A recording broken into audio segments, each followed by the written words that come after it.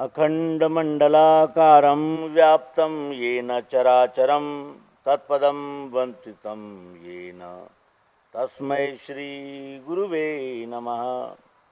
अज्ञानान्धस्य लोकस्य ज्ञानाञ्जनशलाकया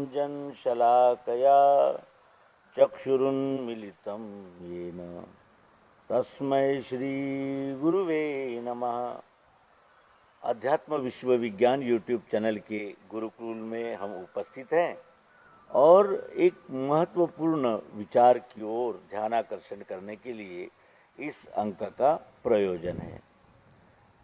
गीता के अध्ययन से और सर्वांग योग युक्त गीता के अध्ययन से हमें विश्वरूप परमात्मा का यथार्थ परिचय, स्वस्वरूप का दर्शन हो गया। अब उस दर्शन में हमें स्थिरता रखनी है, स्थिरता लानी है, निश्चय पक्का होना चाहिए और तभी ये अकंप भूमिका तैयार होगी और हम भी वो परमानंद को प्राप्त कर सकेंगे। प्रश्न ये है कि जब भी हम ईश्वर की बात करते हैं तो कहते हैं तू, तेरा, तुम्हारा, तुम, है ना। हे प्रभु ये दो, हे प्रभु वो दो, ऐसा करो प्रभु, वैसा करो प्रभु, प्रभु ये कामना पूरी करो, प्रभु वो कामना पूरी करो, है ना। इसी प्रकार का हमारा बर्ताव होता है। और फिर तुम मंदिर में हो, तुम किसी गिरजा में हो, तुम किसी, इस प्रकार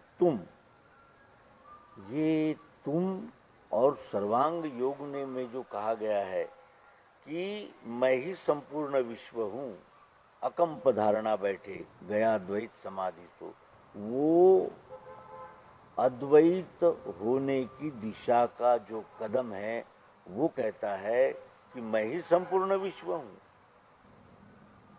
वहाँ तू नहीं कहता, वो कहता है कि मैं ही संपूर्ण विश्व हूँ। तो ये कैसा विरोधाभास है कि हम सब लोग हे प्रभु तुम कहाँ मिलोगे, तुम ये हो, तुम वो हो, तुम विषय विकार मिटाओ, पाप हरो देवा। और यहाँ तो कहा गया है कि मैं ही संपूर्ण विश्व हूँ, अकंप धारणा बैठे गया द्वैत समाधि सो। और फिर समाधि की अवस्था ये अखंड रहने लगे, अनन्यता मिली उसको, वेदों का सार भी मिला, उसको अनन्यता मिली है। अनन्यता ही परम सुख का द्वार है। यहाँ क्या कहा गया है? अनन्यता मिली उसको, वेदों का सार भी मिला। लेकिन मैं ही संपूर्ण विश्व हूँ, ये कैसे हो सकता है? ये विश्व तो ये दिख रहा है इधर चारों ओर, और मैं ही संपूर्ण विश्व हूँ, ये कैसे हुआ? यही प्रश्न सर्वांग योग का मूल विषय है। तत्त्वम असि, वही तुम हो, तुम ईश्वर ही हो, तुम परमात्मा स्वरूप ही हो। और ये कैसे है, इसकी युक्ति खुलासेवार व्यवस्थित रीति से सर्वांग योग में समझाई गई है। सर्वांग योग के पहले अध्याय में मुमुक्षु कहता है कि मैंने श्रुति स्मृति शास्त्र पुराण आदि है पढ़े, यथा विधान कर्मों को उनके करके लखा, तो भी चंचलता मेरे मन की मिटती नहीं, समाधान नहीं स्थायी, वो कैसे मुझको मिले? वो समाधान चाहता है, किस बात का? कहे तत्श्रुति वो क्या है त्वम रहता कहाँ? प्रश्न क्या है? तत्त्वम असि, वही तुम हो। वहाँ तुम भी है, वही है और वो है। तो वही तुम हो का अंत में सारांश क्या हुआ? मैं ही संपूर्ण विश्व हूँ। तो ये प्रश्न था कि समाधान नहीं स्थायी, और मैंने श्रुति स्मृति शास्त्र पुराण आदि है पढ़े, और ये सब कौन कहता है? तो स्मृतियाँ, पुराण, शास्त्र, अनेक प्रकार के विचार, वैचारिक आंदोलन और बाइबल और अनेक धर्म ग्रंथ यही कहते हैं तुम ऐसे हो, हे प्रभु तुम वैसे हो, चंद्र सूरज तुम्हारी आंखें हैं, ऐसा वेदों में कहते हैं। तुम्हारी आंखें, तुम हो, मुझसे अलग तुम, मैं और तुम, ये द्वैत रखकर बात चल रही थी, वो एकदम कहाँ आकर रुकी।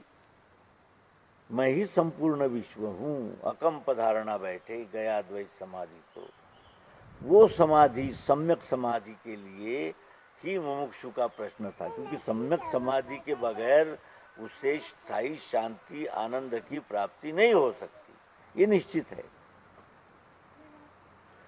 अब दूसरे अध्याय में सर्वांग योग के क्या कहा है कि अब तक केवल हमने बातें की, कोई भी वस्तु सामने रखकर प्रयोग नहीं किया कि वो यहाँ है, वो वहाँ है, वो वहाँ कैसे है, यहाँ क्यों नहीं है।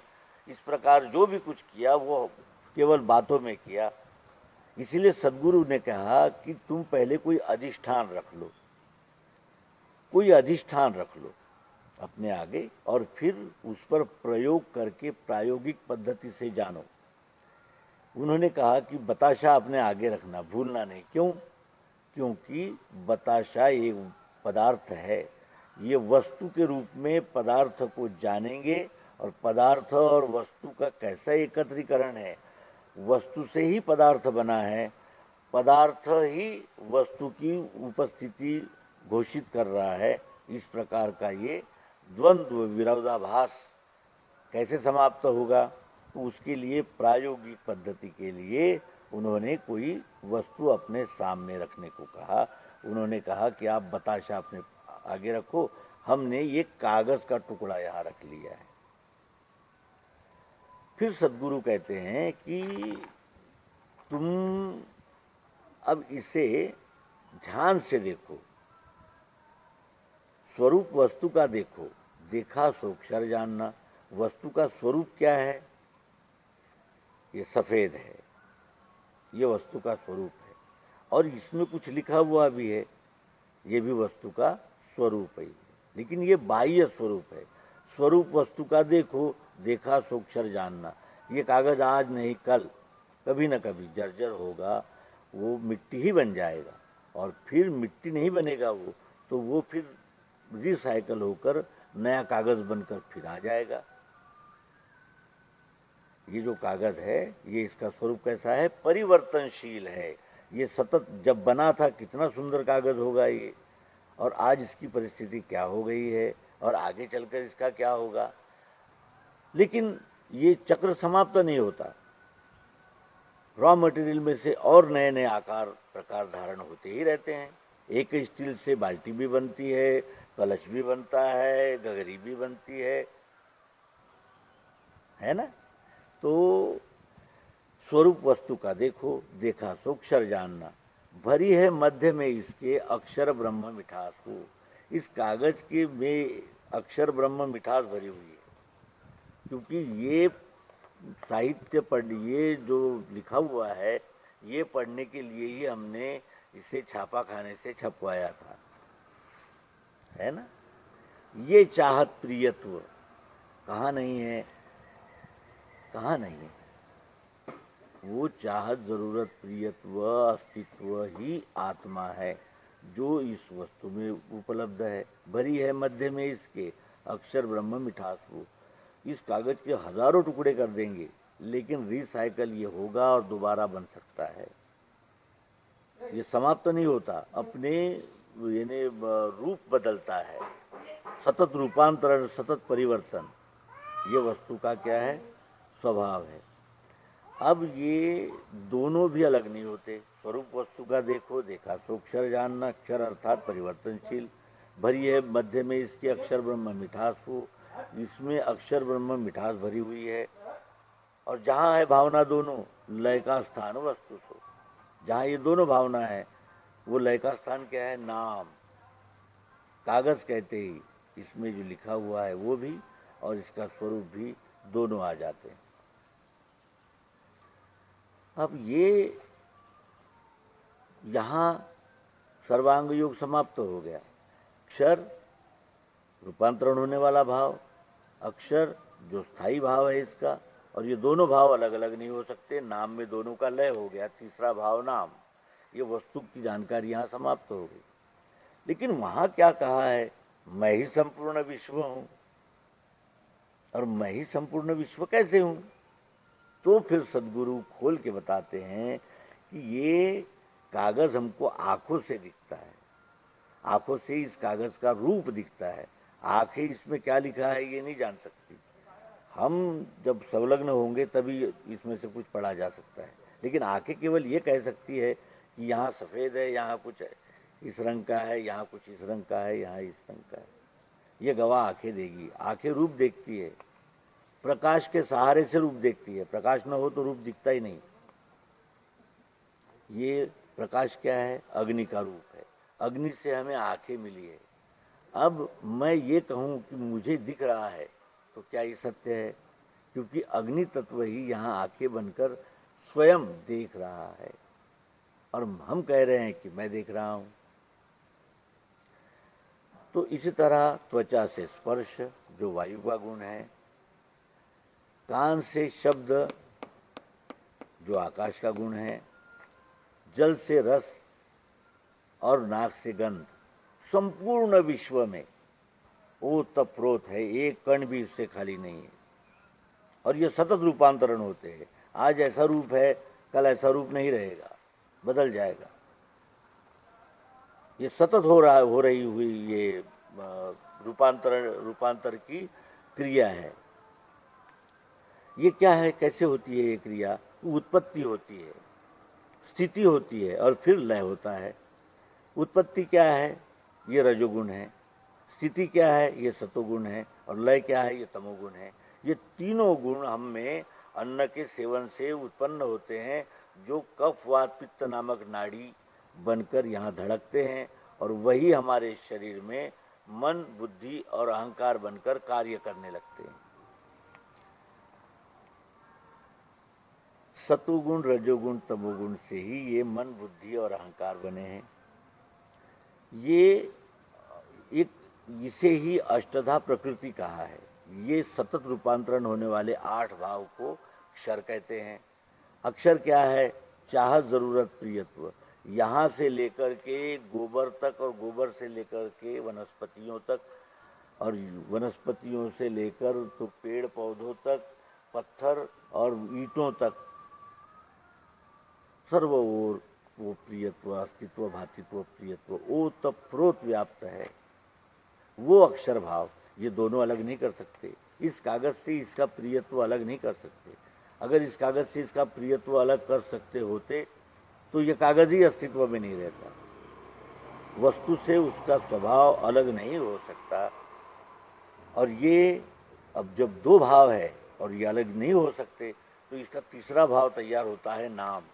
यदि हम बाजार में जाकर हमने कहा कि चौकोर देना, ऐसा देना, पतला होता है, ये तो नहीं मिलेगा।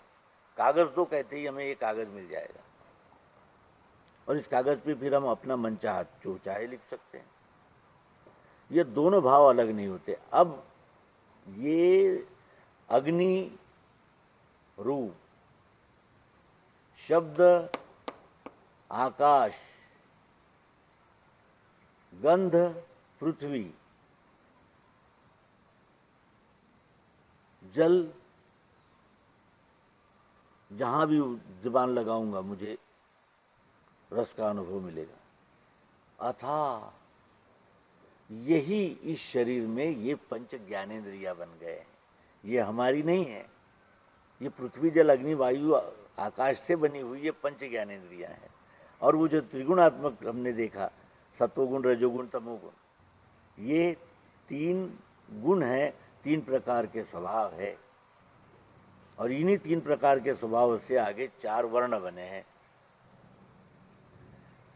प्रश्न फिर वही आ गया कि नाम है उसके आगे, जान की बुद्धि ही जहां लय को प्राप्त होती है वही सदरूप जानना। नाम में ये बुद्धि का लय हो जाता। नाम लेते ही बुद्धि के संशय भ्रम समाप्त हो जाते हैं, क्योंकि नाम ही संपूर्ण का द्योतक होता है। संपूर्ण का परिचय होते ही फिर बुद्धि के प्रश्न समाप्त हो जाते हैं, निश्चय हो जाता है। नाम है उसके आगे जान की बुद्धि, जहाँ लय को प्राप्त होती है वही सदरूप जानना। जहाँ बुद्धि का लय हो जाता है, प्रश्न समाप्त हो जाते हैं, वही वस्तु की उपलब्धि है। क्योंकि वेदों ने इसे नेति नेति कहा है, इतना ही नहीं, इतना ही नहीं, इतना ही नहीं, तो कितना? संपूर्ण। सगुण साकार अक्षर और निर्गुण निराकार अक्षर, ये दोनों का संयुक्त नाम है। इस नाम का बोध होते ही फिर मैं अलग हूँ और ये विश्व अलग है, ये भूमिका निकल नहीं रहती। और इसीलिए मैं ही संपूर्ण विश्व हूँ, मैं ही अग्नि हूँ, मैं ही आकाश हूँ, मैं ही पृथ्वी हूँ, मैं ही जल हूँ, मैं ही वायु हूँ, मैं ही सतुगुण हूँ, मैं ही रजोगुण हूँ, मैं ही तमोगुण हूँ। और जैसा सर्व और प्रियत्व, चाह, जरूरत, अस्तित्व है तो निराकार आत्मा, वैसे इसमें भी चाह, जरूरत, प्रियत्व है, तभी तो यहाँ ये उपस्थित है। और ऐसा नहीं है कि भाई एक वस्तु मुझे प्यारी है तो उससे भी प्यारी होनी चाहिए, ऐसा नहीं हो सकता। लेकिन प्यारापन उसमें है ही नहीं, ऐसा तो एक कण भी इस विश्व में नहीं है, वो ही निराकार आत्मा है। और यहाँ ये समझ में आता है कि सदगुरु ने जो कहा था, मैं ही संपूर्ण विश्व हूँ, इसका क्या रहस्य है, ये हमें यहाँ से ध्यान में आता है। तो मिलते हैं इसी विषय के दूसरे अंक में। तब तक के लिए आज्ञा दीजिए। नमस्कार, जय हिंद, नर्मदे हर, सदगुरु भगवान।